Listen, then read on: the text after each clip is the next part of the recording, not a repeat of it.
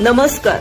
महाराष्ट्रातील सर्व जिल्ह्यातील ग्रामपंचायत पासून जिल्हा परिषदेच्या व महानगरपालिका पर्यंतच्या शेताच्या बांधापासून उद्योगाच्या उलाढालीपर्यंतच्या प्रत्येक बातमीचा आढावा सर्व जिल्ह्यासह छत्रपती संभाजीनगर जिल्ह्यातील फक्त सूर्य वार्ता न्यूज चॅनेलवर.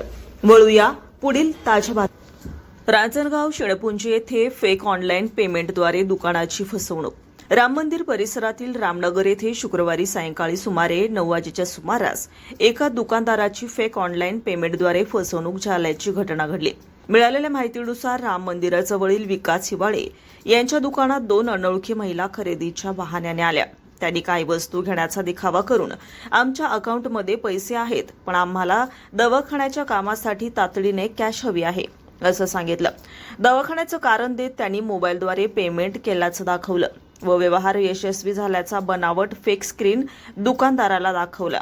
दुकानदार पेमेंटची खातर जमा करत असतानाच संबंधित महिला स्कूटीवर बसून तेथून पळून गेल्या. या प्रकारात सुमारे 1,500 रुपये इतकी फसवणूक झाल्याचं समोर आलं. ही घटना राम मंदिर परिसर रामनगर रांजणगाव शेळपुंजी येथे घडली असून संबंधित महिलांचा शोध घेऊन त्यांच्यावर योग्य ती कायदेशीर कारवाई करावी अशी मागणी करण्यात आली आहे. तसेच परिसरातील इतर दुकानदारांनी अशा प्रकारापासून सावध राहण्याचं आवाहन करण्यात आलं आहे.